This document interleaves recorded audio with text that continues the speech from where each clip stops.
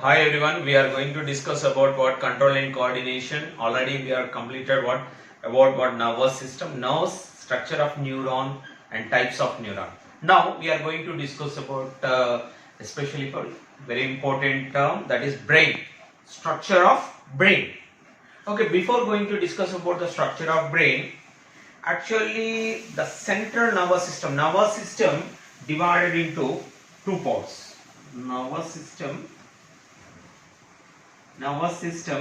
divided into two parts. One is central nervous system CNS, second one is peripheral nervous system PNS, peripheral nervous system. Central nervous system, which is called central nervous system, brain and spinal cord. Brain and spinal cord we are called, that is central nervous system. Peripheral nervous system, spinal nerves and cranial nerves. Already we learned cranial nerves, spinal nerves and cranial nerves. We can call that is peripheral nervous system. In short form, central nervous system, that is a main nervous systems, brain and spinal cord. Peripheral nervous system, spinal nerves and cranial nerves. We can call peripheral nervous system. That means nervous system classified into two groups. Okay. Now,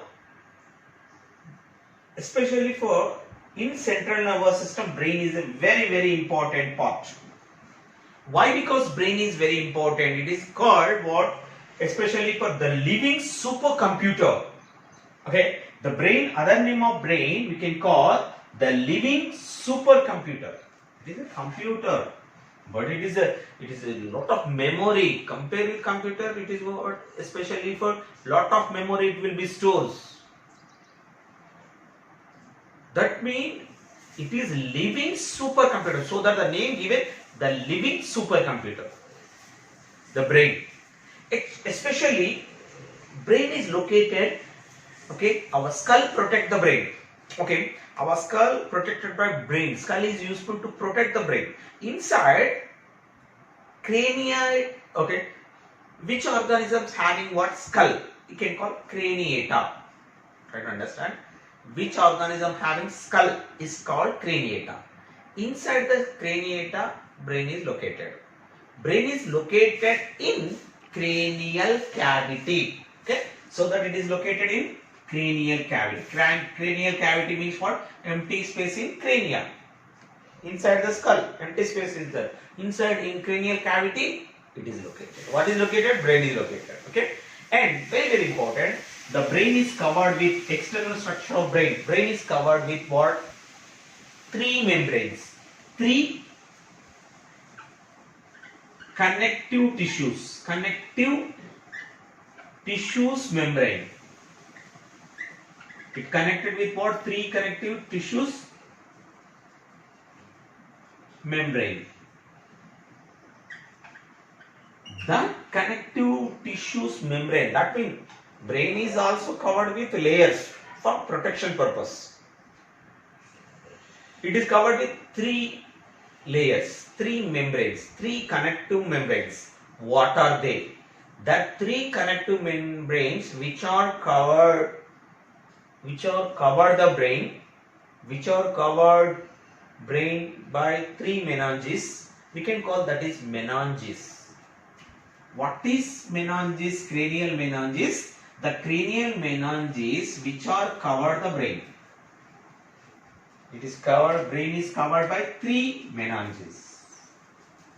Okay, what are the three meninges? One is dura mater, arachnoid mater, pia mater. Dura outside. The dura mater, one of the meninges, three meninges. I am told what? Three meninges. In that three meninges, the first outer membrane we can call dura mater. It is double membrane. Again, it is covered two membranes. Dura mater. For example, this is brain. The brain covered with what? Outer membrane we can call dura mater. The dura mater is double membrane. Two membranes is there.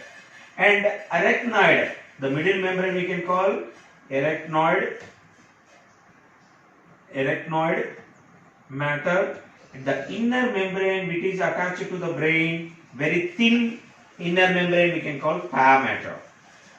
Pia matter. That means brain is covered with what? Three membranes. Outer membrane, dura mater, double membrane, very thin arachnoid membrane, and third one is pia matter, very thin matter which is attached to the brain. Okay, so that brain is covered with three membranes: dura mater, arachnoid membrane, or pia matter. Okay, and the brain classified into three groups.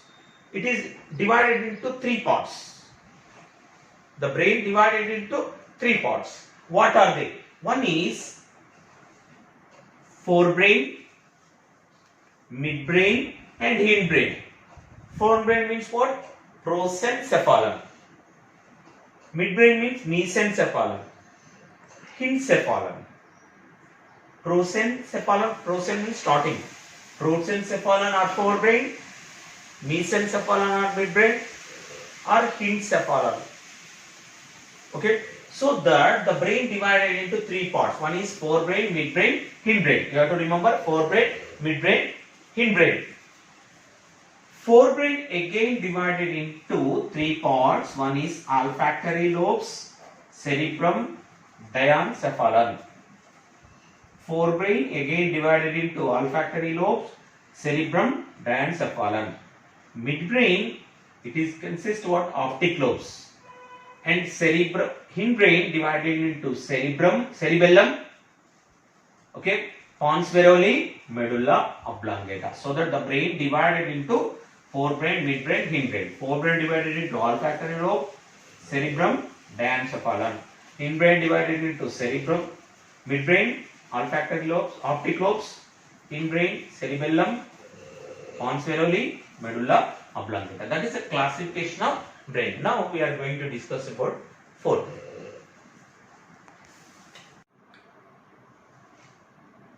Okay, brain is divided. Already we learnt about the brain is divided into three parts: forebrain, midbrain, and hindbrain. Especially for this region, especially the upper region, this is the largest part of the brain. That is a forebrain. This one is a midbrain.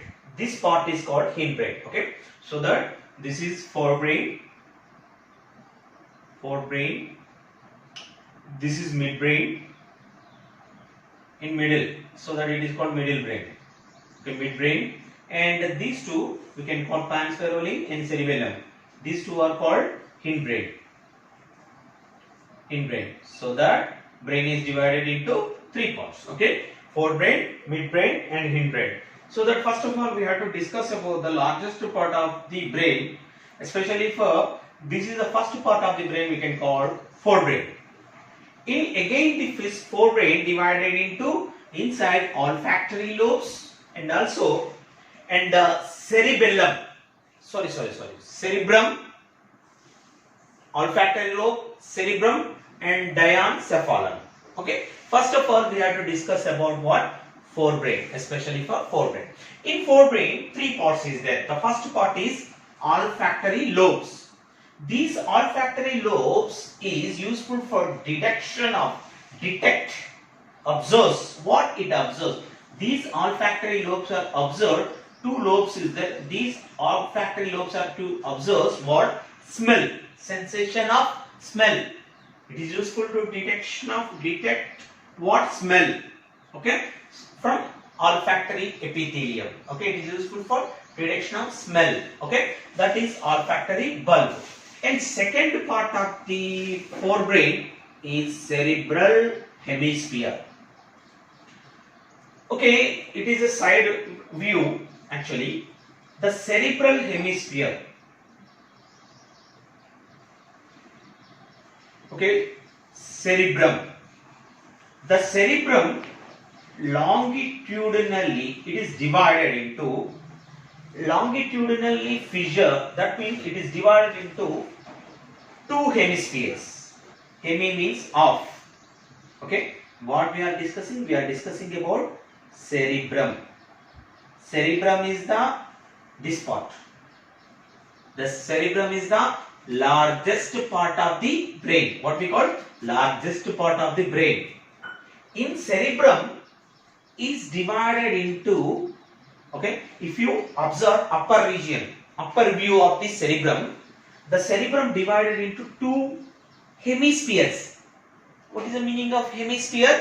It is a sphere, it is divided into two parts. Hemi means half. Of spheres.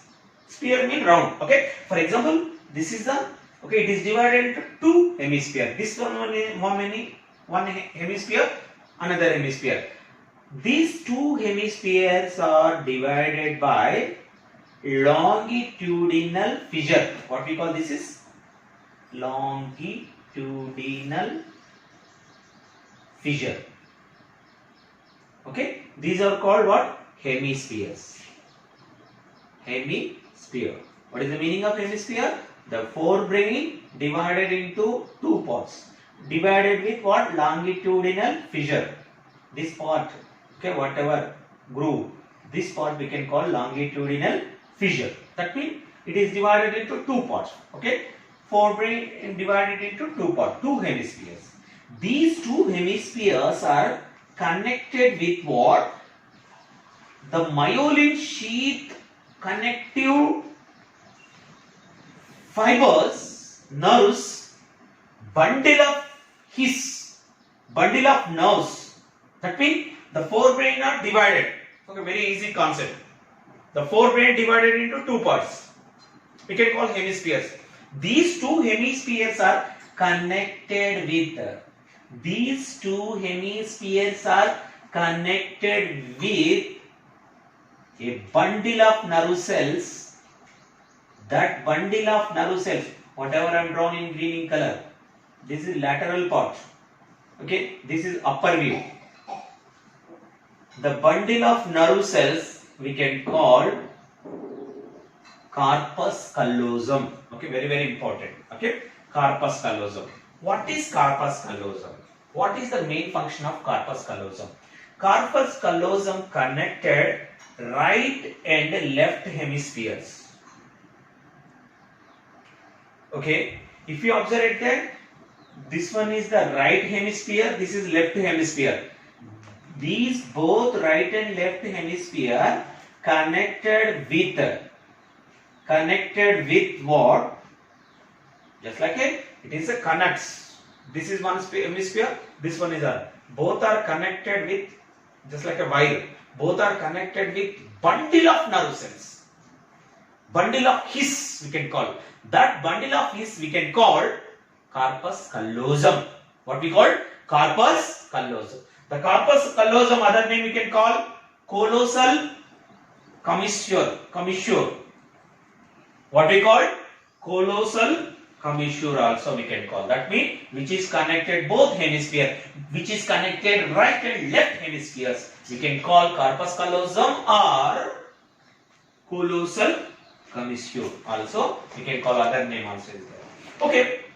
The upper region is the grey matter. It is covered with grey matter. Okay, covered with grey color matter. That grey color matter we can call cerebral cortex. What is the meaning of cerebral cortex? The forebrain, which is the covered upper region. Okay, upper region. The upper region we can call, especially for cerebral cortex. Okay, cerebral cortex. Region, especially for which is covered, which is the upper region is the grey matter. It is covered with grey matter. That grey matter we can call cerebral cortex.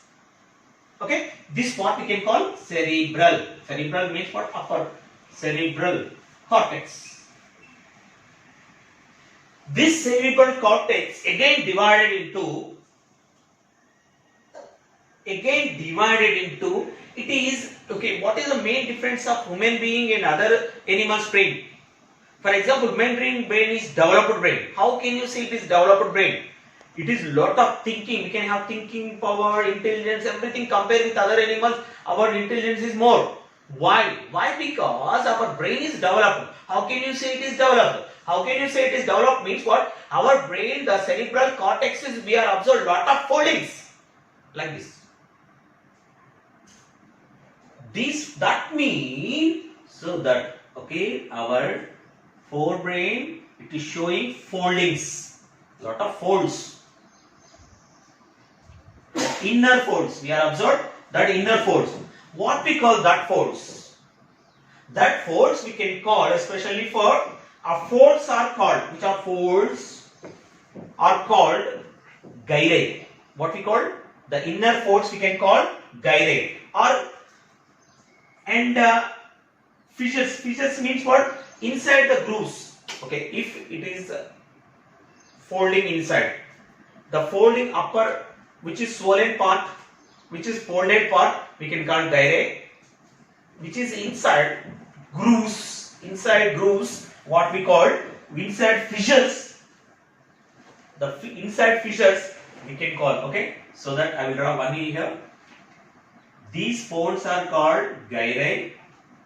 The inner fissures we can call, inner grooves we can call sulci. So that cerebral cortex divided into gyri. Foldings we can call swollen parts, and foldings we can call gyres, and inner parts we can call, inner grooves we can call sulci. Okay, that is the structure of forebrain. Forebrain is the largest part. Okay, first part is what? Olfactory. What? Olfactory bulbs, just like a bulb-like structure. These are useful for sensations. Inside the inner part of the what? That is in forebrain. And the cerebrum. Cerebrum is the largest part. In cerebrum is especially for cerebrums divided into cerebral hemispheres. Cerebral hemispheres connected with corpus callosum. And cerebrum, what is the function of corpus callosum? We forgot that one. The function of corpus callosum, it is connects two brains. It is connect two hemispheres, right and left hemisphere. That means it is useful for transfer the information from right hemispheres to left hemispheres, left hemispheres to right hemisphere. So that corpus callosum is useful for transfer the information, transfer the impulses from right to left hemisphere, left to right hemisphere. So that it is useful for coordination.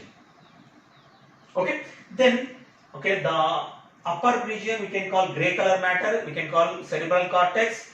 Cerebral cortex, inner folding is there. In human beings, what developed animal, how can you say we can develop animal? Our brain is what? Having lot of foldings. Okay, so that these foldings we can call gyrus and sulci. And now we have to discuss about what are the main functions of, okay, what are the main functions of forebrain. Okay, we have to discuss about what are the main functions of forebrain. Before discussing about the forebrain, we have to discuss about diencephalon. Cerebrum again divided into four lobes. Four lobes means four parts based on the grooves, between long grooves. This is frontal lobe. What we call frontal lobe. That means the cerebrum, largest part, cerebrum divided into four lobes. That means four parts. Okay, based on the grooves, between grooves in cerebral cortex. Frontal lobe.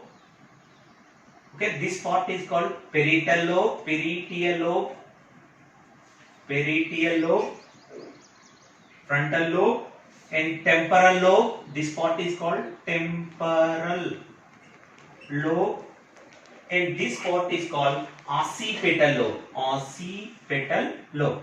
So that again this cerebrum divided into, especially for front part, frontal lobe, middle part we can call parietal lobe, and backside part we can call what? Temporal lobe, and nearby above the ear this part is called this occipital lobe. So that it is divided into four lobes. What is that one? Cerebrum. What is the main function of cerebrum, largest part of the brain? That is cerebrum. It is the thinking center, thinking relay center. What is the meaning of thinking relay center? Here sensory and motor activities, thinking, sensory, signals of sensory nerves Since the motor activities are going on here, thinking center, this is called thinking center. Okay, the main function of what, especially sensory areas, it consists what sensory areas, motor areas. So that it is an intelligence and thinking power occurs in the main function of what, thinking part of the brain, that is called cerebrum. And intelligence, memory, okay, this part, that is you can call cerebrum. And after cerebrum, diencephalon, the next part of the forebrain, diencephalon. If you observe the diencephalon, just like it is in diencephalon, it is nearby midbrain, between midbrain and forebrain. In diencephalon, in endocrine glands are pituitary, pineal glands are attached with what, diencephalon in this region. Okay, in diencephalon, if you observe it there, it is divided into epithalamus. I will show separate diagram.